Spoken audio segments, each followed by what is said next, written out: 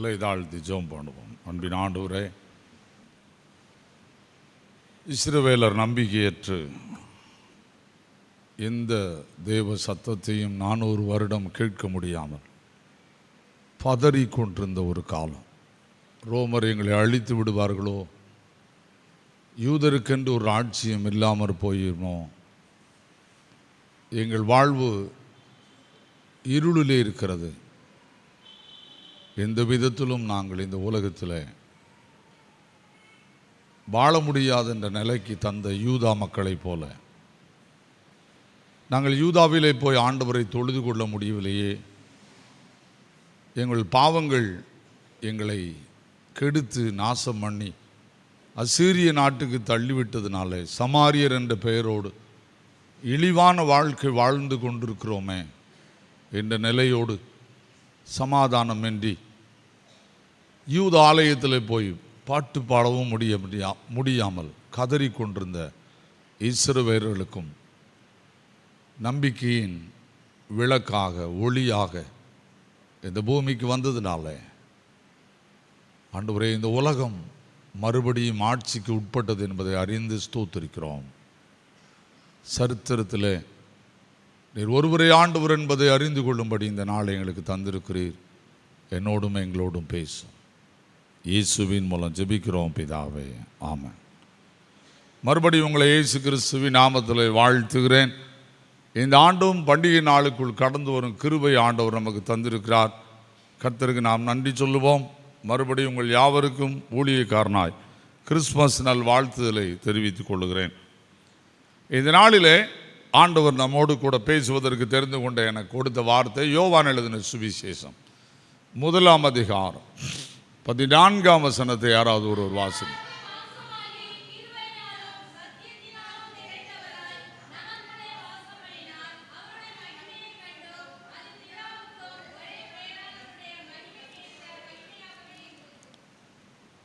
யோவான் என்பவர் இந்த உலகத்தில் இயேசு கிறிஸ்துவோடு மார்பில் சாய்ந்து வாழ்ந்தவர். இவர் ஆண்டவர் தன்னோடு பிதா பேசின ரகசியங்களையும் அறிந்து கொண்டவர் என்று சொல்லுகிறார்கள். நெருங்கிய ரகசியங்களை கூட தன்னுடைய வாழ்க்கையில் பெற்றுக்கொண்டவர். ஆதலால் இவர் இந்த உலகத்தில் வந்து இயேசு கிறிஸ்துவை உலகத்தில் இயேசு கிறிஸ்து என்று விசுவாசிப்பதற்காக இந்த யோவான் எழுதின சுவிசேஷம் எழுதப்படுகிறது. ஒவ்வொருவர் ஒவ்வொரு வியூவில் எழுதுவார்கள். 4 சுவிசேஷம் 4 நோக்கத்துக்காக எழுதப்படுகிறது. அது யோவான் எழுதின சுவிசேஷம் யூதர்களுக்காக எழுதப்படுகிறது. இயேசுவே கிறிஸ்து, உங்களை ஆளப்போகிறவர் இயேசு என்பதை எழுதப்படுகிறது. என்ன காலகட்டத்தில் எழுதப்படுகிறது என்றால், மல்கியா தீர்க்க தரிசன புஸ்தகத்தினுடைய அதிகாரத்தினுடைய கடைசி வசனம், லூக்கா 1ஆம் அதிகாரம் 17ஆம் வசனம். இந்த ரெண்டும் ஒரே வசனம். என்ன எழுதப்பட்டிருக்கிறது அதில் என்றால், ஒரு மனிதன் வர வேண்டும், அவன் பிதாக்களோட இருதயத்தை பிள்ளைகளிடத்திற்கும் பிள்ளைகளோட இருதயத்தை பிதாக்களிடத்துக்கும் திருப்புவான். இதுதான் மல்கியா முடியுது. பழைய ஏற்பாட்டு பகுதி முடிகிறது என்னது? எதிர்நோக்கோடு முடிகிறது. ஒருவன் வர வேண்டும், ஒருவர் வர வேண்டும், வந்தால்தான் வாழ்வு யூதர்களுக்கு, சமாரியர்களுக்கு வாழ்வு, வராமல் வாழ்வில்லை என்று எழுதி முடிக்கிறார்கள். ரொம்ப ஆழமாய் சரித்திர புஸ்தகத்தில் மிக அழகாக எழுதியிருக்கிறார்கள் இவைகளை. ஏன்? ஆண்டவர் மல்கியாவுக்கு பின்பு 400 வருடம் யாரோடும் பேச விரும்பவில்லை. எந்த ஒரு மனிதனோடும் கடவுள் வார்த்தை இல்லாத காலம். இதுதான் யூதர்கள் மிக கொடுமையான நாட்கள் என்று சொல்லுகிறார்கள். டார்க்னஸ் பீரியட் என்று சொல்லுகிறார்கள். ஏனால் எருசலேமில் இருக்கிறார்கள். எருசலேமில் ஆலயத்துக்கு போனால் கர்த்தருடைய வார்த்தை கிடைக்கவில்லை. எந்த தேவ வார்த்தையும் ஆண்டவர் கொடுக்க மறுக்கிறார். 400 வருடம் அமைதியாகிவிட்டது. ஆனால் அந்த காலகட்டத்தில் சகரியா போன்றவர்கள் பிறந்தவர்கள் எல்லாரும் உருட்டி படிக்கிறார்கள். வேதத்தில் என்ன எழுதியிருக்கிறது? அந்த காலத்தில் கடவுள் வார்த்தை தேடி பல நேரங்களிலே வாசிக்கப்படுகிறது. ஏனென்றால் பிரத்யேகமான தேவ வார்த்தை இல்லை, தேடி போய் கிடைக்கிறது தான் படிக்க வேண்டும். இந்த நிலை வந்து வாசிக்கிறார்கள். அப்படி வாசிக்கும் போது தான் அவள் கற்றுக்கொண்டது, ஒருவன் பிறப்பான். அந்த நபர் என்ன செய்வான்? பிதாக்களுடைய இருதயத்தை பிள்ளைகளிடத்திற்கும் பிள்ளைகளுடைய இருதயத்தை பிதாக்களிடத்துக்கும் திருப்புவான். இதுக்கு நான் விளக்கம் சொன்னால் நிறைய நேரம் ஆயிரும். பிதாக்களுடைய இருதயம் எப்படி இருந்தது, பிள்ளைகளுடைய இருதயம் எப்படி இருந்தது, பிள்ளைகளுடைய இருதயம் எப்படி இருந்தது, பிதாக்களுடைய இருதயம் இருந்தது. ரெண்டையும் திருப்ப வேண்டும். அந்த புரிஞ்சுக்கோங்க.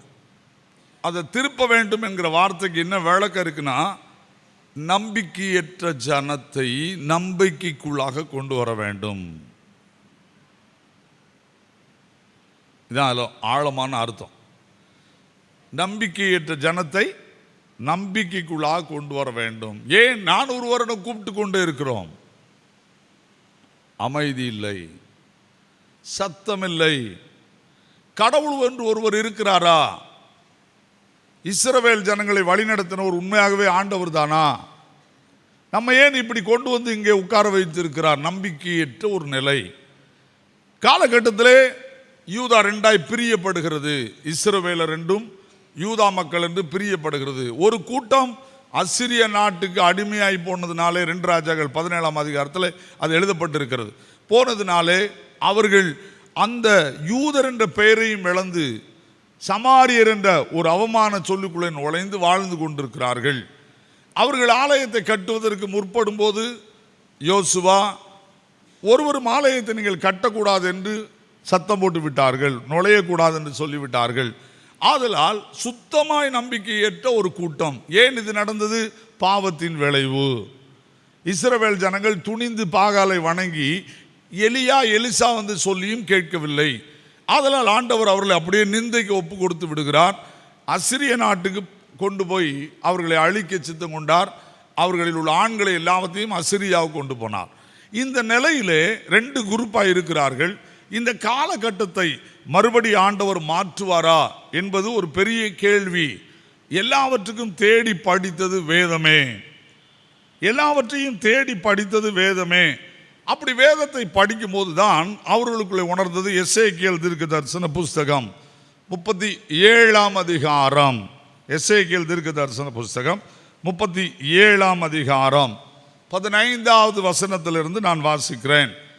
என்ன எழுதப்பட்டிருக்கிறது? நம்பிக்கையற்ற நிலை, 2ஆய் பிரிந்து போன இஸ்ரவேல் கூட்டம், சமாதானமற்ற நிலை, 2 குரூப் ஆகிவிட்டார்கள். இந்த நிலையை ஆண்டவர் எப்படி மாற்றுவேன் என்று சொல்லுகிறார். பின்னும் கர்த்தருடைய வார்த்தை எனக்கு உண்டாகி அவர், மனுபுத்திரனே, நீ ஒரு கோலை எடுத்து அதில் யூதாவுக்கும் அதை சேர்ந்த இஸ்ரவேல் புத்திரருக்கும் அடுத்தது என்று எழுதி, பின்பு வேறொரு கோலை எடுத்து அதில் எப்ராஹிமுக்கும் அதை சேர்ந்த இஸ்ரவேல் வம்சத்தார் அனைவருக்கும் அடுத்த யோசேப்பின் கோல் என்று எழுதி அவைகளை ஒரே கோலாகும்படி ஒன்றோன்றொன்று இசையை செய், அவைகள் உன் கையில் ஒன்றாகும். பாவத்தினாலே பிரிந்து போனார்கள், அவமானத்தை சுதந்திரித்தார்கள், சமாரியர் என்று வந்து விட்டார்கள். மறுபடி யூதாக்குள்ளே போவோமா என்ற நிலை வரும்போது ஆண்டவர் எசேக்கியேலோடு சொல்லுகிறார், அந்த 70 வருஷ உபத்திரவத்தில் மறுபடி நான் ஒன்றாக்குவேன். அதனால் இவைகளின் பொருள் என்ன என்று எங்களுக்கு அறிவிக்க மாட்டீரோ என்று உன் ஜனத்தின் புத்திரர் உன்னை கேட்டால், நீ அவர்களை நோக்கி கர்த்தராகிய ஆண்டவர் உரைக்கிறது என்னவென்றால், இதோ எப்ராஹிமுக்கும் அதை சேர்ந்த இஸ்ரவேல் கோத்திரங்களுக்கும் அடுத்த யோசேப்பின் கோலை எடுத்து அதை யூதாவின் கோலோடு சேர்த்து அவைகள் ஒரே கோலாக்குவேன், அவைகளின் கையில் ஒன்றாகும் என்கிறார் என்று சொல். நீ சொல்லும்போது நீ எழுதின கோல்கள் அவர்களுடைய என் கண்களுக்கு முன்பாக உன் கையிலே இருக்க வேண்டும். இந்த எசேக்கியேல் 36ஆம் அதிகாரம் 37ஆம் அதிகாரம் மிக முக்கியமான ஒரு அதிகாரம். நம்பிக்கையற்ற ஒரு வாழ்க்கையில் நம்பிக்கை வருகிறது. நாம் மறுபடி சேர்ந்து வாழ்வோம், யூதர்கள் என்ற பெயரோடு வருவோம், நாம் இணைந்து இந்த உலகத்தை ஆளுவோம், தானியேலை வைத்து சொன்ன தீர்க்க தரிசனம் நிறைவேறும் என்கிற புது நம்பிக்கை வருகிறது. ஆனால் மல்கியாவுக்கு பின்பு 400 வருடம் அமைதியாகிவிட்டது. மறுபடியும் நம்பிக்கை இழக்கிறது. தேடி படிக்கிறார்கள், ஒன்றாகுமா, நிலைத்து வாழ்வோமா, சமாதானம் வருமா, மேசியா வருவாரா என்ற நிலை இஸ்ரவேலுக்குள்ளே தொடர்கிறது. பதஷ்டமும் பயமும் நம்பிக்கையற்ற சூழலும் 400 வருடங்கள் இஸ்ரவேலை ஆட்டி படைக்கிறது. இந்த காலகட்டத்திலே தான் நட்சத்திரம் தோன்றினது. இயேசு பிறந்தார். இந்த பிறப்பை யோவான் யூதர்களுக்கு எப்படி சொல்லுகிறார்? மற்றவர்கள்லாம் வேற மாதிரி சொல்றாங்க. லூக்காவை படிச்சீங்களா?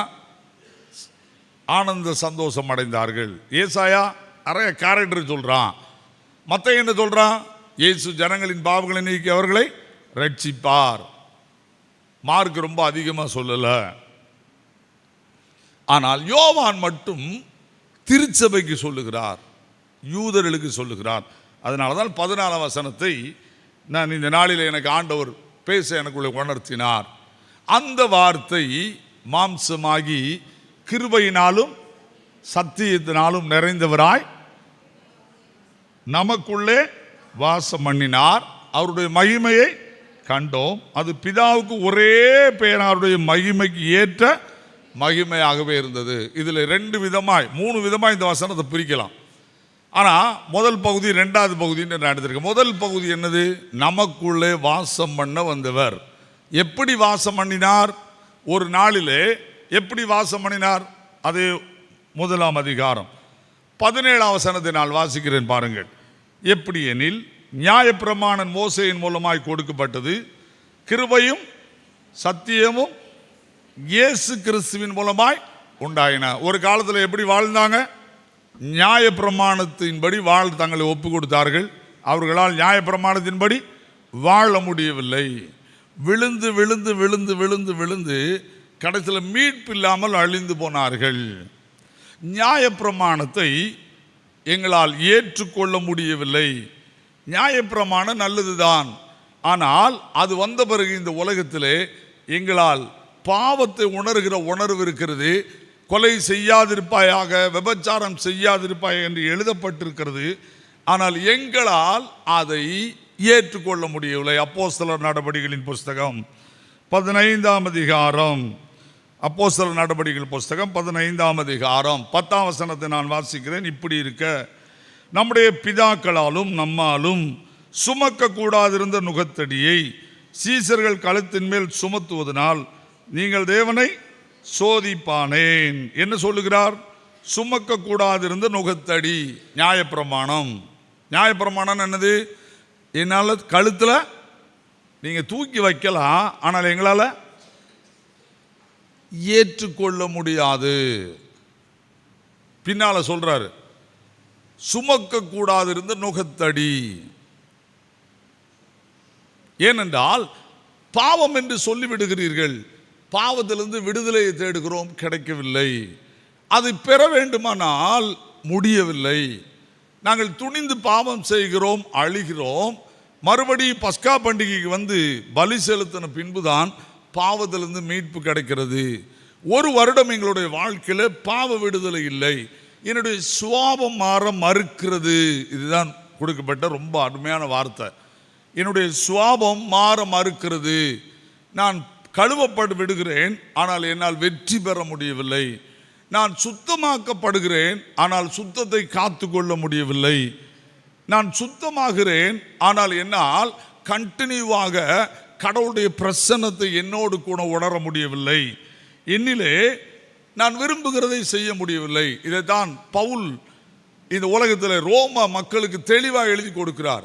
ஏன் உங்களால் விடுதலை பெற முடியவில்லை என்று சொல்லுகிறார். என்ன எழுதுகிறார்? ரோமர் 7ஆம் அதிகாரத்தில் நான் வாசிக்கிறேன் பாருங்கள், 19, 20 வாசிக்கிறேன். ஆதலால் நான் விரும்புகிற நன்மையை செய்யாமல் விரும்பாத தீமையை செய்கிறேன். அந்தபடி நான் விரும்பாததை நான் செய்தால் நான் அல்ல, எனக்குள் வாசமாயிருக்கிற பாவமே அதை செய்கிறது. எனக்குள்ள பாவம் குடிகொண்டிருக்கு, அதை என்னால் மீறி செயல்பட முடியவில்லை. நான் ஒரு அடிமைத்தனத்துக்குள்ளே இருக்கிறேன். என்ன புரிந்துக்கோங்க, சரித்திரத்தில் இருந்து கிறிஸ்துவின் பிறப்பு படித்தா பாடிக்கிட்டே இருக்கலாம். அவ்வளோ அழகா வேதம் எழுதப்பட்டிருக்கு. நான் மீட்புக்குள்ளே வரப்போகிறேன், என்னை என்னால் ஆள முடியாது. யோவான் 15ஆம் அதிகாரம் 5ஆம் வசனத்தில், நானே திராட்சை செடி, நீங்கள் கொடிகள், நீங்கள் கொடிகள், என்னை இல்லாமல் ஒன்றுமே நீங்கள் செய்ய முடியாது. நான் உங்களுக்கு வேணும். எப்படி நியாயப்பிரமாணத்தை கடைப்பிடிச்சு ஒரு வருஷத்துக்கு ஒருக்கா வந்து அழுதீங்களோ, இனிமே அது தேவையில்லை, நானே வருகிறேன். அவர் எப்படி வருகிறார் என்பதை தான் 14ஆம் வசனத்தில் ஆழமாக எழுதுகிறான். எப்படி எழுதுகிறார்? அந்த வார்த்தை மாம்சமாகி கிருபையினாலும் சத்தியத்தினாலும் நிறைந்தவராய் நமக்குள்ளே வாசம் பண்ணினார். இப்ப என்ன கொண்டு வருகிறார்? கிருபை, சத்தியம். இதுதான் ரொம்ப முக்கியங்க. எனக்குள் வருகிறவர் யார்? ஜீவ தண்ணீர். எனக்குள் வருகிறவர் யார்? ஜீவ ஒளி. நானே உலகத்திற்கு ஒளி. எனக்குள்ளே வருகிறவர் யார்? நானே ஜீவ தண்ணீர். இந்த ரெண்டையும் எடுத்தா அந்த காரியம் ரொம்ப அழகா இருக்கும். என்னையா, இதுவரைக்கும் எனக்கு பாவ உணர்வு இருந்துச்சு, ஆனால் பாவத்தை பாவம் என்று அறிந்து கொள்ளும் சிந்தை இருந்தது, பாவத்தை பாவம் என்று அறிந்து கொள்ளுகிற நியாயப்பிரமாணம் இருந்தது. ஆனால் அந்த பாவத்தை செய்து முடிக்கிற வரைக்கும் என்னால் மீட்பு பெற முடியவில்லை, செய்யாமல் இருக்க முடியவில்லை. ஆனால் இப்பொழுது இயேசு என்ற ஒருவர் பிறந்திருக்கிறார். அவர் யார்? கிருபையும் சத்தியமும் உள்ளவர், உண்மை உள்ளவர். இந்த சத்தியங்கிற வார்த்தைக்கு வாய்மை என்று புதிய வேதாகமத்தில் எழுதியிருக்கிறார்கள். கிருபை உள்ளவர், உண்மை உள்ளவர். என்னையா உண்மை உள்ளவர், கிருபை உள்ளவர் என்பதை நீங்கள் வேதத்தில் வாசிப்பீரானால் நீதிமொழிகளின் புஸ்தகம், நீதிமொழிகளின் புஸ்தகம், இதை சாலமோன் மிக தெளிவாய் தன்னுடைய வாழ்க்கையிலே அனுபவித்து எழுதுகிறார். இந்த உலகத்தில் கிருபையும் சத்தியமும் நிறைந்தவராய் நமக்குள்ளே, அதான் ரொம்ப முக்கியம், நமக்குள்ளே வாசம் பண்ணினார். நீதிமொழிகள் 16வது அதிகாரம் 6ஆம் வசனத்தை நான் வாசிக்கிறேன். கிருபையினாலும் சத்தியத்தினாலும் பாவம் நிவிர்த்தியாகும். இதுவரைக்கும் என்னால பாவத்திலிருந்து விடுதலையே பெற முடியல. நான் பஸ்கா பண்டிகைக்கு போனாலும் பாவம் என்னை தொடர ஆரம்பித்து விட்டது. ஆனால் இயேசு பிறந்ததுனாலே கிருபையும் சத்தியமும் இந்த உலகத்தில் எனக்குள் வந்தது. கிருபை என்பது இயேசு. எபேசியர் 2ஆம் அதிகாரத்தில் 8ஆம் வசனத்தில் வாசிக்கிறோமே, கிருபையினாலே விசுவாசத்தை கொண்டு ரட்சிக்கப்பட்டீர்கள், இது உங்களால் உண்டானதல்ல, தேவனுடைய ஈவு. ரட்சிப்பை பெற்றிருக்கிறோம் இயேசு நமக்குள் வந்ததுனாலே. அந்த ரட்சிப்பு நம்மை இந்த உலகத்தில் தோல்வி செய்ய விடாது, தோல்வி செய்ய விடாது. ரோமருக்கு எழுதின நிருபம், அதை எப்படி எழுதுகிறார் பவுல்? ரோமருக்கு எழுதும்போது அழகாக எழுதுகிறார். ரோமருக்கு எழுதின நிருபம் 6ஆம் அதிகாரம்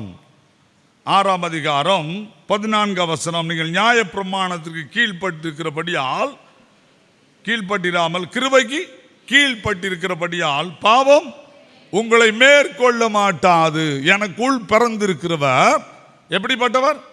கிருபை உள்ளவர். அந்த கிருபை உள்ளவர் எனக்குள்ளே வந்தபடியினாலே என்னை இந்த உலகத்தின் பாவம் மேற்கொள்ள முடியாது. பிறந்தவர் யார்? மேற்கொள்ள முடியாமல். எனக்குள்ளே பாவம் எங்கே இருக்கிறது? எப்படியா மேற்கொள்ளாமல் வாழ முடியும்? எபிரேயர் 12ஆம் அதிகாரம் 1ஆம் வசனத்தில் என்ன சொல்கிறார்? மேகம் போன்ற இத்தனை திரளான சாட்சிகள் நம்மை சூழ்ந்து கொண்டிருக்கிற பாரமான யாவற்றையும் சுற்றி நம்மை நெருங்கி இருக்கிற பாவத்தையும் தள்ளிவிட்டு விசுவாசத்தை துவக்கிறவரும் முடிக்கிறவருமாகிய நமக்கு நியமித்திருக்கிற ஓட்டத்திலே இயேசுவை நோக்கி பொறுமையோடு ஓடக்கணும். பாவம் எங்க இருக்கு? சுற்றி நெருங்கி நிற்கிறது. என்னை சுற்றிலும் பாவம் இருக்கிறது. எனக்குள் பாவம் வாசம் பண்ண முடியாது. ஏனென்றால் பாவத்தை உடனே எனக்குள் ஒளியாக உணர்த்தி, பாவத்தை உடனே எனக்குள் ஜீவ தண்ணீரை வைத்து கழுவி என்னை சுத்தப்படுத்துகிறதற்கு இமை பொழுது கூட என்னை விட்டு பிரியாத ஒரு பரிசுத்த ஆவியானவர் எனக்குள் வந்து விட்டாராதலால் கிறிஸ்துவின் பிறப்பு என்ன? என்னை பரிசுத்தமாய் காத்துக்கொள்ள முடியும். இந்த உலகத்தில் வாழும் போது என் பெயர் ஜீவ புஸ்தகத்தில் எழுதியிருக்கிறது என்கிற நம்பிக்கையோடு என்னாலும் நான் கிறிஸ்துமஸ் கொண்டாட முடியும். டிசம்பர் 25ஆம் தேதி கிறிஸ்துமஸ் கொண்டாடுவதல்ல, டெய்லி இயேசுவே என்னை கூப்பிடுகிறேன், அதைத்தான் ஏசாயா என்ன எழுதுகிறார்? ஏசாயா 11ஆம் அதிகாரம், ஏசாயா 11ஆம் அதிகாரம் 1ஆம் வசனத்திலிருந்து வாசி பார்த்தீங்களா? ஈசா என்னும் அடிமரத்திலிருந்து ஒரு துளிர் தோன்றி அதன் கிளை எழும்பி செழிக்கும். என்ன நடக்கும்? ஞானத்தை உணர்வும் அருளும் ஆவியும், ஆலோசனையும் பலனும் அருளும் ஆவியும். அப்படியே நீங்க இதை படிச்சு பார்த்தீங்களா, ஒரு மனிதனுக்குள் இத்தனை கேரக்டரையும் தந்து என்னை பரிசுத்தமாக்குகிற ஆண்டவர். கிறிஸ்துவின் பிறப்பு என்ன? என்னையும் கடவுளையும் பிரிக்கவே முடியாது. கிருபையும் சத்தியமும் என்னையும் ஆண்டவரையும் பிரிக்கவே முடியாது. என்ன பெரிய சந்தோஷம் பாருங்க. கடவுளும் நானும் சேர்ந்து வாழுகிறோம். நான் பாவம் செய்து விட்டேன், ஆனால் என்னை உணர்த்து உடனே வெளிச்சத்துக்குள்ளே கொண்டு வருகிறார். அதை எப்படி எழுதுகிறார்கள்? 1 யோவானின் புஸ்தகம் 1ஆம் அதிகாரம் 1லிருந்து அந்த அதிகாரம் முழுசும் படிச்சீங்கன்னா அங்க என்ன எழுதப்பட்டிருக்கிறது? நாங்கள் ஒருவரோடு ஐக்கியமாக இருக்கிறோம். எங்கள் ஐக்கியம் பிதாவோடும் அவருடைய குமாரனாகிய இயேசு கிறிஸ்துவோடும் இருக்கிறது அப்படின்னு எழுதிட்டு, அந்த ஐக்கியத்துக்கு பிரச்சனை எது? பாவம். அந்த பாவம் எப்படி வருகிறது? எனக்குள்ளே வாசம் பண்ணுகிறது, என்னை தடுக்கிறது. ஆதலால் கிருபைக்கு கீழ்பட்டிருக்கிறேன். எப்படி நான் கிருபைக்கு கீழ்பட்டிருக்கிறேன் என்பதை அங்கே சொல்லுகிறார். 7ஆம் வசனத்திலிருந்து அந்த கிருபையின் விளைவை எழுதுகிறார். ரொம்ப அழகா யோவான் எழுதுகிறார். எப்படி எழுதுகிறார்? 7ஆம் வசனத்தில் அவர் ஒளியிலே இருக்கிறது போல நாமும் ஒளியிலே நடந்தால் ஒருவர் இணைந்திருப்போம். பிரிக்க முடியாது. ஐயா, உலகத்தில் பாவம் இருக்கிறது. அந்த பாவம் எவ்வளவு இருந்தாலும் எனக்கு அதை பற்றி பிரச்சனையே கிடையாது. ஆனால் அவர் என்னோடு இருக்கிறார், ஒளியா இருக்கிறார். நான் சென்று கொண்டு இருக்கிறேன், இருள் இருக்கிறது, ஆனால் நான் போகிற இடமெல்லாம் வெளிச்சமாகிறது.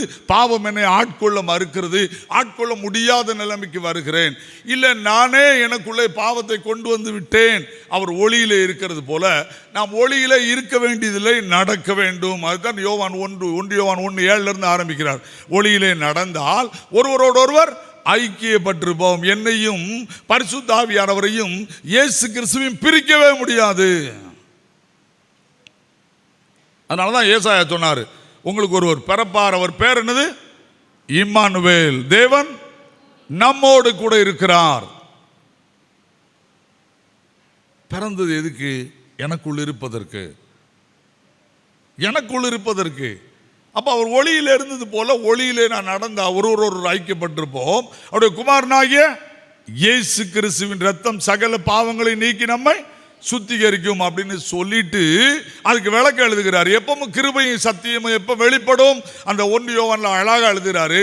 நமக்கு பாவம் இல்லை என்போமானால் நம்மை நாமே வஞ்சிக்கிறவர்களாயிருப்போம். சத்தியம் நமக்குள்ள, நம்முடைய பாவங்களை நாம் அறிக்கையிட்டால். ஐயா, ஒளியிலே நான் செய்த தவறு எனக்கு வந்து விட்டது. இயேசுவே, நான் நீர் எனக்குள் இருந்தும் மீறி இந்த தப்பை செய்து விட்டேன், இந்த பாவத்தை செய்து விட்டேன்.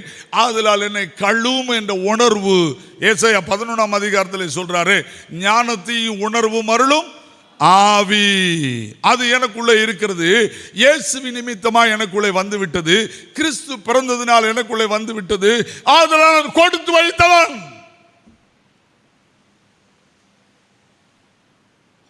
பிறப்பு யோசிங்க. எனக்குள்ளே பரலோகம் கண்டிப்பா நான் சென்று விடுவேன். என்னை ஒருவர் கூட்டிக் கொண்டு போய் விடுவார். ஆனால் உலகம் பாவத்துக்குள்ளே கிடக்கும். அதை பற்றி எனக்கு பிரச்சனையே கிடையாது. ஏன்னா அவர் ஒளியா இருக்கிறார். பாவம் பண்ணிவிட்டேன். பாவங்களை அறிக்கையிட்டால் பாவங்களை நமக்கு மன்னித்து எல்லா அநியாயத்தை நீக்கி நம்மை சுத்திகரிப்பதற்கு அங்கதான் அங்க ரொம்ப ஆழமா எழுதி வச்சிருக்கு. கர்த்தர் உண்மையும் நீதியும் உள்ளவராய் இருக்கிறார். நமக்குள்ளே வந்து பிறந்த ஆண்டவர் கிருபையும் உண்மையும் உள்ளவர், சத்தியம் உள்ளவர்.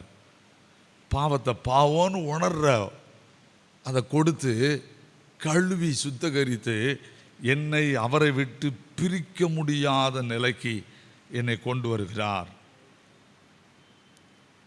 வாழ்க்கையை கொஞ்சம் யோசித்து பார்ப்போமா? நம்ம வாழ்க்கையை கொஞ்சம் யோசித்து பார்ப்போமா? அது தீமோத்தேயுக்கு பவுல் எப்படி எழுதுகிறார்னு பார்ப்போமா? 2 தீமோத்தேயு 2ஆம் அதிகாரம், 2 தீமோத்தேயு 2ஆம் அதிகாரம். சரியா? நானே வாசிக்கிறேன், ஏன்னா இங்கே நீங்கள் நிறைய நேரம் படிக்க வேண்டியிருக்கு பைபிளை. சரிதானா? 2 தீமோத்தேயு 2ஆம் அதிகாரம், 2ஆம் அதிகாரத்தை நீங்கள் எடுத்தீங்கன்னா ரொம்ப அருமையாக எழுதுகிறார். என்ன எழுதுகிறார் என்றால் 10ஆம் வசனத்திலிருந்து வாசிக்கமாங்க. ஆகையால் தெரிந்து கொள்ளப்பட்டவர்கள் கிறிஸ்து இயேசுவினால் உண்டான ரட்சிப்பை நித்திய மகிமையோடு பெற்றுக்கொள்ளும்படி சகலத்தையும் அவர் நிமித்தமாய் சகிக்கிறேன். இந்த வார்த்தை உண்மை உள்ளது என்னவெனில், நாம் அவரோடு கூட மரித்தோமானால் அவரோடு கூட பிழைத்தும் இருப்போம். செத்து போயிட்டோம் ஞான ஸ்நானத்தில், அவரோட பிழைத்து இருப்போம். ஆனால் அப்படி தொடர்ந்து பிழைப்பதற்கு எனக்குள்ளே போராட்டம் வரும். அதை தான் நாங்கள் எழுதுகிறார். அவரோட கூட பாடுகளை சகித்தோமானால் அவரோடு கூட ஆளுகை செய்வோம். ஐயா, பாவம் செய்துட்டேன், இயேசுவே கழுவுன்னு சொல்றதுக்கு பதிலா இனி மீட்பே கிடையாதுன்னு நான் சொல்லக்கூடாது. பாடுபடுகிறேன், போராடுகிறேன். அந்த போராட்டத்தில் யார் ஜெயிப்பது? உண்மையும் நீதியும் உள்ளவர், அவர் தான் எனக்குள்ள ஜெயிப்பார். அதை தாங்க என்ன எழுதுகிறான், என்ன அவரோட பாடுகளை சகித்தோமானால் அவரோடு கூட ஆளுகை செய்வோம் அப்படின்னு சொல்லிட்டு நாம் அவரை மறுதலித்தார். இங்கே தாங்க முக்கியம். எனக்குள் வந்த இயேசுவை நான் மறுதலிக்க கூடாது. பிறந்துட்டார் எனக்குள்ள, 2000 வருஷத்துக்கு முன்பு பெத்லகேமில் பிறந்துட்டாரு. ஆனால் நான் செய்ய வேண்டியது என்ன? நான் மறுதலிக்கவே கூடாது. மறுபடி நான் இயேசுவே என்னை கழுவும் என்று சொல்ல வேண்டும். மத்தேயு 1:21. அவருக்கு இயேசு என்று பெயரிடுங்கள், ஏனெனில் அவர் தமது ஜனங்களின் பாவங்களை தீர்த்து அவர்களை ரட்சிப்பார். சாலமோன் எப்படி எழுதுகிறான்? கர்த்தரின் நாமம் பலத்த துருகம், நீதிமான் அதற்குள் ஓடி சுகமாய் ஒளிந்திருப்பான். பவுல் எப்படி எழுதுகிறார்? 1 கொரிந்தியர் 15:57, கர்த்தராகிய இயேசு கிறிஸ்துவின் நாமத்தினாலே ஜெயம் கொடுக்கிற தேவனுக்கு ஸ்தோத்திரம். சங்கீதக்காரனாகிய 91ஆம் சங்கீதத்தில் தாவீது எப்படி எழுதுகிறான்? அவனுடைய நாமத்தை அறிந்திருக்கிறபடியால் அவனை உயர்ந்த அடைக்கலத்தில் வைப்பேன். அவன் என்னென்ன கூப்பிடுவான், நான் அவனுக்கு மறு உத்தரவு அருளிச்சவேன். ஆபத்தில் நான் அவனோடு இருந்து அவனை தப்புவித்து அவனை களப்படுத்துவேன். நீடித்த நாட்களால் அவனை திருப்தியாக்கி என் ரட்சிப்பை அவனுக்கு காண்பிப்பேன். நீ ரட்சிக்கப்பட்டவனாய் வாழ முடியும். அதைத்தான் இங்க எழுதுகிறார். நீர் மறுதலியாமல் இரு, இயேசுவே என்று கூப்பிடு. நீ எந்த பாவம் செய்தாலும் பரவாயில்லை, ஆண்டவரே வாழும் சொல்லிட்டு தான் ரொம்ப அருமையான ஒரு வார்த்தையை சொல்றாரு. எனக்கு அதில் அந்த 13ஆம் வசனம் மிக ஆழமான வசனம். எத்தனையோ வருஷமா நான் படிக்கிறேன். இன்னைக்கு காலையில் எழும்பி நான் 3 மணிக்கு படிக்கும் போது எனக்கு ஆச்சரியமா இருந்துச்சு. நாம் உண்மை இல்லாதவர்களாக இருந்தாலும் அவர் உண்மை உள்ளவராக இருக்கிறார். தம்மை தாம் என்னது அர்த்தம்? நான் மறுதலிச்சிட்டாலும் ஒன்னிய தெரியாதுன்னு அவர் மறுதலிக்க மாட்டாரு. கிறிஸ்துவின் பிறப்பு என்ன தெரியுமா? எனக்குள் பிறந்தவர் என்னை தெரியாதுன்னு சொல்லவே மாட்டாரு. எவ்வளவு பெரிய பாவமா இருந்தாலும் உன்னை கழுவுவார். அவரை மறுதலியாதே, அவர் உண்மை உள்ளவர். ஐயா, இது எப்படி நிறைவேற்றுகிறார்? அந்த யோவான் எழுதின சுவிசேஷம் 1ஆம் அதிகாரத்தில் 2வது பகுதி எப்படி நிறைவேற்றுகிறார்? கிருபையும் உண்மை உள்ளவர் இத்தனையோடு நம்மோடு இருக்கிறார். இது நிறைய விளக்கம் இருக்கு, நான் போக விரும்பல. ஆனால் அந்த மகிமைங்கிற வார்த்தை என்ன அசைச்சிச்சு இந்த காலையில். ஏன்னா கிருபையும் உண்மையும் எடுத்துறது எளிது, ஆனால் அந்த மகிமைங்கிற வார்த்தை தான் என்ன ரொம்ப ஆழமாக தோட்டுச்சு. என்னதுன்னா, அவர் கிருபையும் உண்மை உள்ளவர், ஆனால் அவர் எப்படி இருக்கிறாரு? மகிமையாய் இருக்கிறார், பிதாவை போல. எனக்குள் எப்படி வருகிறார்? ஏதோ இயேசுவாய் இருந்து உணர்த்த மட்டும் வரவில்லை. எப்படி வருகிறார்? மகிமையாய். அந்த மகிமை எப்படி இருந்தது? பிதாவுக்கு ஒரே பேரான மகிமைக்கு ஏற்ற மகிமை. இயேசுவையும் பிதாவையும் பிரிக்கவே முடியாது. எனக்குள் வந்திருக்கிறவர் யார்? என்னை படைத்தவர். எனக்குள் வந்திருக்கிறவர் யார்? என்னை படைத்தவர். என்னுடைய வீக்னஸ் அவருக்கு தெரியும். அவர் யார்? பிதா. அதனாலதான் இயேசு சொல்லிட்டு போட்டாரு, என் நாமத்தில் எதை கேட்டாலும் அதை செய்வேன். ஆனா எப்படி முடிக்கணும்?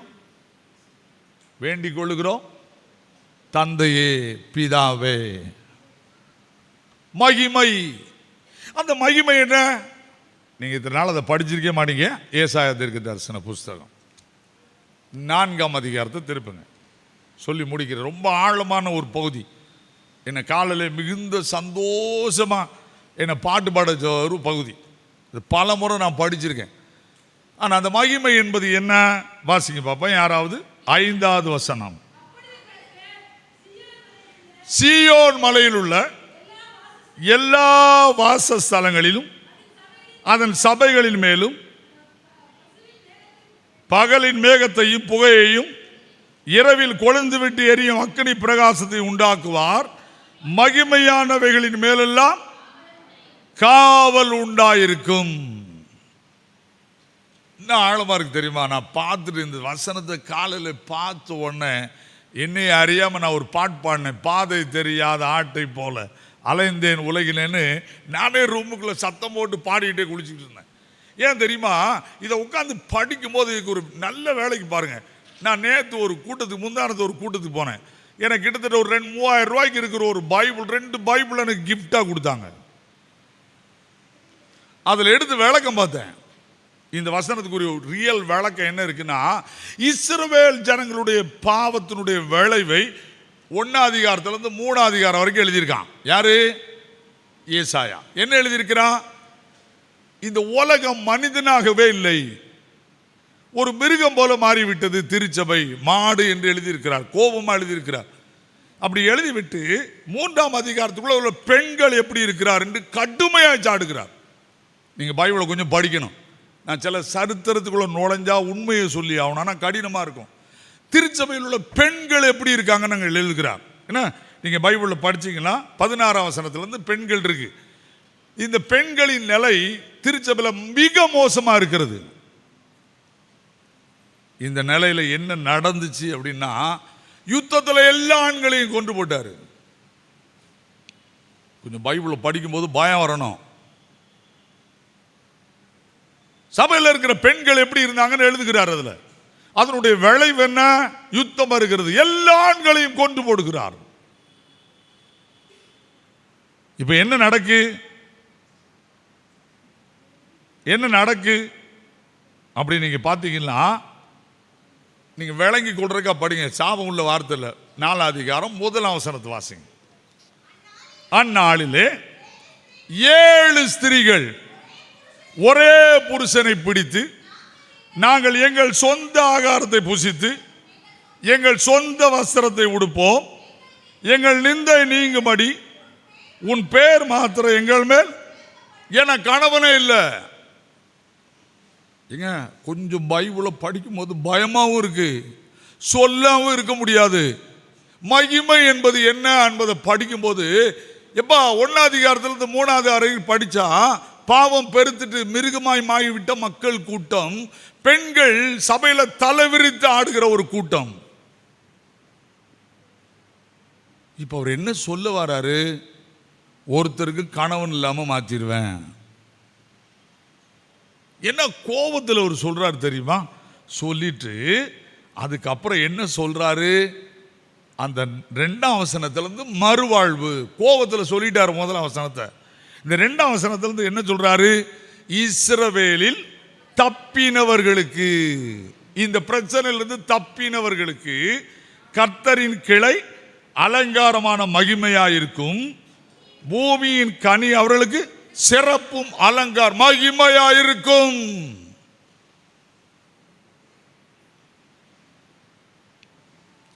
சபைக்கு மகிமையாயிருக்கும் கிறிஸ்து. என்னையா மகிமை? மகிமை என்ன? அதுல 5ஆம் வசனம் இருக்கலாம்.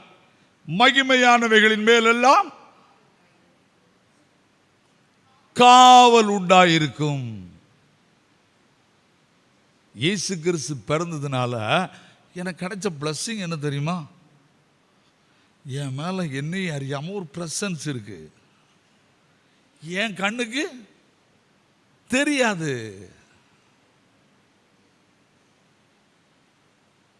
நான் என்னுடைய வாலிப வயதிலிருந்து கிட்டத்தட்ட 2022 உங்கள் சர்ச்சுக்கு வர்ற வரைக்கும் மிட் நைட்டு நான் போகாத முழு ரோஜமாக இருக்காது. நான் மேக்சிமம் படுக்க மாட்டேன் எந்த ஊர்லேயுமே. 50 கிலோமீட்டர் 100 கிலோமீட்டர்லாம் பைக்கில் வருவேன். என்கிட்ட எல்லாரும் கேட்பாங்க, டேய் எப்படிரா? என் கூட ஒருத்தர் இருக்கிறார், ஒரு மந்திரவாதியை நீ பார்த்து ஒரு நாள் கேட்டார், எப்பா உன்னை சுற்றிலும் ஒரு ஒளி இருக்காது, என்னது? நான் சொன்னது இயேசு. என்ன நீ ஒன்றுமே செய்ய முடியாது. ஏன்னா அன்றைக்கி ராத்திரி நான் ஒரு குறுக்கு பாதைக்குள்ளே பூந்துட்டேன். செரப்பூர்னு ஊரில் இருந்து சாத்தாங்குளம்னு ஒரு ஊருக்கு வர்றதுக்கு ஒரு குறுக்கு பாதைக்குள்ளே பூந்துட்டேன். மிட் நைட் 2:30 மணி. அங்கே உட்காந்து மந்திரவாதிகள்லாம் உட்காந்து மந்திரம் போட்டுக்கிட்டு இருக்காங்க. நான் வேறு அதில் வேறு நின்று இயற்கை உபாதை கழித்தேன். அப்படி பார்க்குறேன், மெழுகுத்திரி கூட எரியல, அப்படி சின்ன வெளிச்சம் மட்டும் தெரியுது. நான் நதிகாலம் இந்த ஊரில் வந்து பாட்டு பாடி பிரசங்கம் பண்ணும்போது கேட்காங்க, எப்படி அந்த வழியாக வந்தீங்க? உலகத்தை உண்டாக்கினவர் என்னோடு இருக்கிறார்.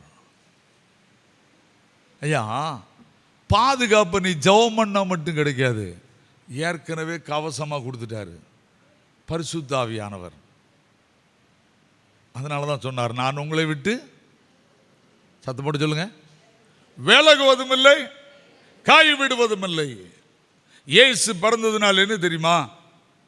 என்னை பாதுகாக்கிறவர் எனக்குள் வந்து விட்டார்.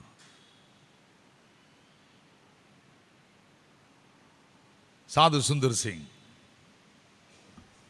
மிகுந்த வைராக்கியத்தோடு ஊழியம் செய்கிறார். சகோதரி சாயனடுக்க ஈக்குவலான ஒரு விஷத்தை கொடுத்து விடுகிறார்கள். கணக்கில்லாத அளவு கொடுக்கிறார்கள். செத்து போவார். இரத்த வாந்தி எடுக்கிறார்.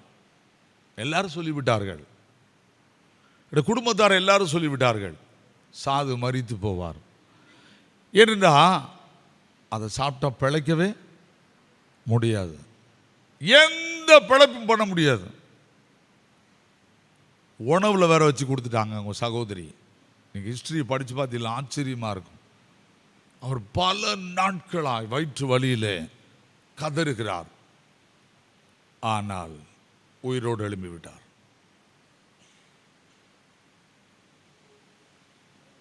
அந்த விஷயம் என்ன ஆனது? நீங்கள் கையில் வைத்திருக்கிற வேத புஸ்தகத்தின் கடைசி பகுதி எழுதினது யார்? யோவான். அவனை எப்படி கொல்ல நினைச்சாங்கன்னு உங்களுக்கு தெரியுமா? கொடிய விஷத்தை புனலை வச்சு அவன் வாக்குல ஊத்துனாங்க. அவன் எளிமை நின்னான்.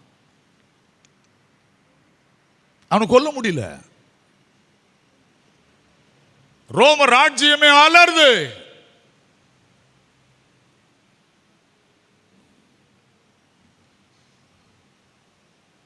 அதுக்கப்புறம் அவனை ஒரு கொதிக்கிற எண்ணெயில தூக்கி போடுறாங்க. எழும்பி வெளியே வாரான். அவனை கொல்ல முடியல. அதுக்கப்புறம் அவனை ஒரு மிருக தோல்ல கட்டி வெயில கொண்டு போட்டு அப்படியே அதை நெரிச்சு சாகணும் அப்படின்னு நினைக்கிறாங்க. அந்த மிருக தோல் உடைஞ்சி வெளியே வருது. அவனை கொல்ல முடியல.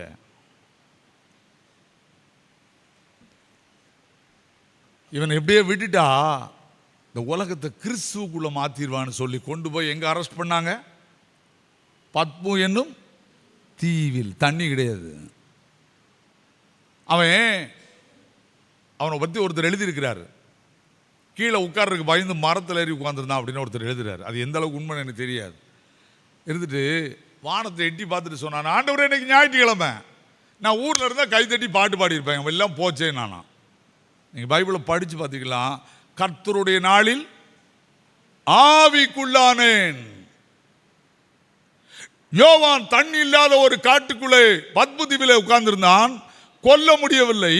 அணுவாய் சாகணும் என்று ரோம அரசாங்கம் முடிவு பண்ணிவிட்டது. ஆனால் அவனுக்குள் இருந்த இயேசு பரலோகத்தை திறந்து காட்டினார். எழுது என்று சொன்னார்.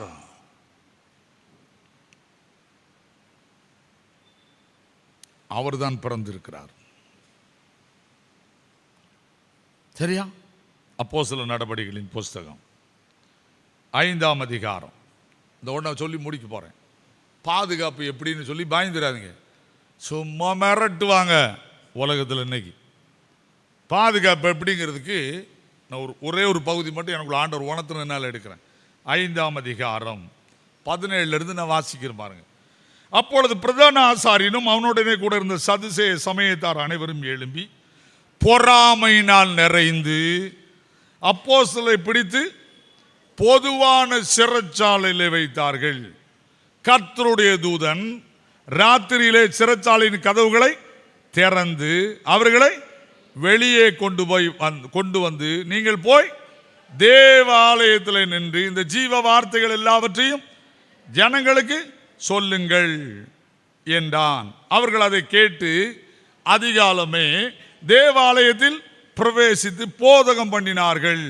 பிரதான ஆசாரியனும் அவர்களோட இருந்தவர்களும் வந்து ஆலோசனை சங்கத்தாரையும் இஸ்ரவேல் புத்திரர் மூப்பர் எல்லாரையும் வரவழைத்து அப்போஸ்தலரை கொண்டு வரும்படி சிறைச்சாலைக்கு சேவகரை அனுப்பினார்கள்.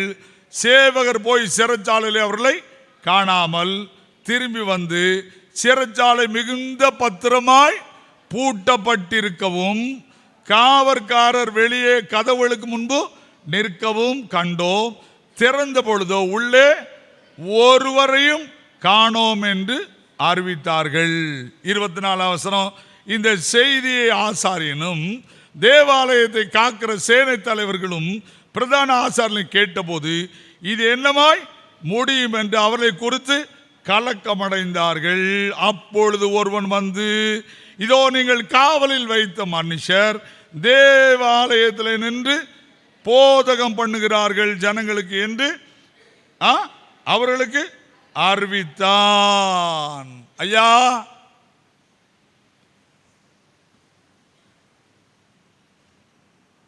பாதுகாப்பு எப்படி இருக்கு?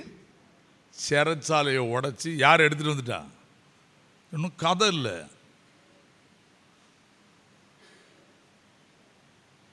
காக்கிறவர் என்னோட கூட இருக்கிறார். பிறந்திருக்கிறவர் யார்? காக்கிறவர். அதனால தான் ஆண்டவர் இஸ்ரவேல் ஜனங்களை ஆசீர்வதிக்காமல் போன ஆரோனை பார்த்து என் ஜனத்தை ஆசீர்வதியாமல் போகிறான் மோசே, நீ அவனுக்கு சொல்லிக் கொடு. பரலோகத்திலிருந்து ஒரு சத்தம் ஆசரிப்பு கூடாரத்தில் மோசேக்கு வந்தது. அதுதான் நீங்கள் வேதத்தில் வாசிக்கலாம். எண்ணாகமம் 6ஆம் அதிகாரத்தில் கடைசியில் இருக்கிறது. கர்த்தர் உங்களை ஆசீர்வதித்து காக்க கடவர்.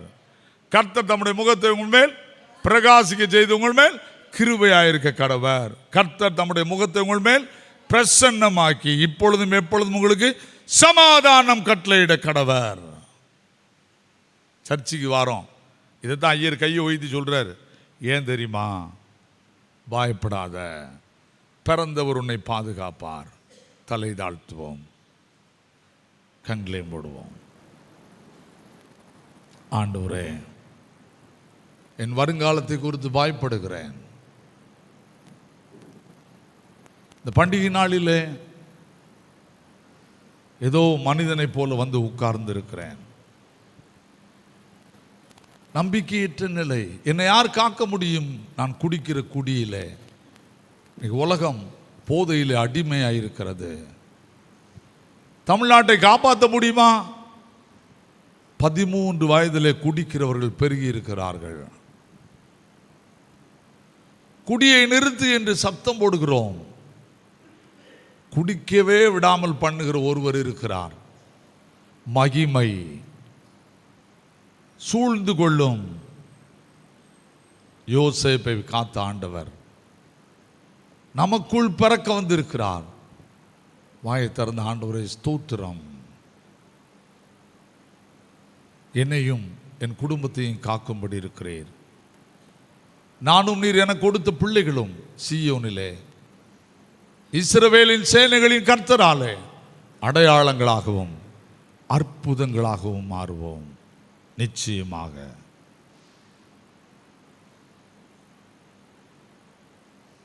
கிருபை நிறைந்த ஆண்டவரே, இந்த அதிகாலைக்காக ஸ்தோத்திரம். நம்பிக்கையற்ற நிலையிலே கிறிஸ்து பிறந்து விட்டார்.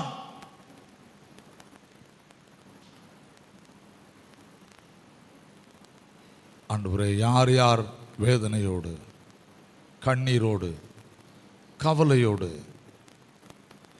வியாதியின் உச்சகட்டம், பலவீனம்,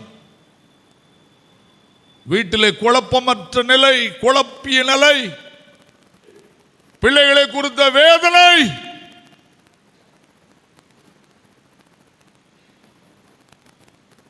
காலையில் எல்லா ஜனத்துக்கும் மிகுந்த சந்தோஷத்தை உண்டாக்கும் நற்செய்தியாய் வந்தவரே, இயேசு கிறிஸ்துவின் நாமத்தினாலே வந்திருக்கிற அத்தனை பேரையும் ஆசீர்வதியும். உள்ளத்திலே நம்பிக்கையை தாரும். வாயை திறந்து இயேசுவே என்று கூப்பிடுகிற தைரியத்தை தாரும். பிறந்த நீர் இயேசுவை விசுவாசி, அப்பொழுது நீ உன் வீட்டாரும் ரட்சிக்கப்படுவீர்கள் என்று சொன்னவரே, யாரோ ஒருவர் மட்டும் குடும்பத்தில் இயேசுவை ஏற்றுக்கொண்டிருக்கிறார்கள். என் கணவன் நிலைமை என்ன, என் பிள்ளைகள் நிலைமை என்ன, என் மனைவி நிலைமை என்ன, என் கூட பிறந்தவர்கள் நிலைமை என்ன என்று அழுகிறவர்களுக்காக ஜெபிக்கிறேன். இயேசுவை விசுவாசி, இயேசு உன்னை உன் வீட்டாரை ரட்சிப்பார் என்று சொன்னவரே, அப்படிப்பட்ட கிருபை இந்த வார்த்தைகளை கேட்கிற அத்தனை பேருக்கு கொடுத்து நன்றி ஆண்டவரே, நன்றியோடுமை துதிக்கிறோம். மகிமையானவைகள் எல்லாவற்றின் மேலும் பாதுகாப்பு வரும், காவல் வரும் என்று சொன்னவரே, அக்கினி மதிலாயிருந்து காப்பேன் என்று சொன்னவரே, இயேசு கிறிஸ்துவின் நாமத்தினாலே அருமையான திருச்சபையில் உள்ள அத்தனை குடும்பத்தின் மக்களையும் அக்கினி மதிலாயிருந்து பாதுகாத்துக் கொள்ளும். எந்த அந்தகார பிசாசின் வல்லமைகளாக இருந்தாலும் நீர் எங்களுக்கு எழுதியிருக்கிறீர், சத்ருவை மிதிப்பாய் என்று எழுதியிருக்கிறீர். தைரியமாய் மிதித்து ஒவ்வொருவரும் கடந்து செல்கிற மகிமையினால் இந்த பண்டிகை நாளின் காலையில் உன் பிள்ளைகளை ஆசீர்வதிப்பதற்காக ஸ்தோத்திரம். பிரயாணங்கள், தொழில்கள் அத்தனையிலும் புதிய ஆண்டு நிரம்பி வழியட்டும். உன்னதத்தின் மேல் இருந்து நம்ம ஆவி ஊற்றப்படும். அப்பொழுது வனாந்திரம் செழிப்பான வயல்வெளியாகும் என்று சொன்னீரே. ஒவ்வொரு குடும்பத்திலும் உன்னதத்திலிருந்து ஆவியானவர் ஊற்றப்பட்டு எங்கள் சபையின் மக்கள் எங்கு இருந்தாலும் செழிப்பான வயல்வெளியாய் உலகத்திலே கண்டு துதிக்க பலன் தாரும். ஆசீர்வதிக்கிற நம்முடைய ஊழியக்காரனாய் இயேசு கிறிஸ்துவின் மூலம் ஜெபிக்கிறோம் பரிசுத்த நிறைந்த பிதாவே, ஆமென்.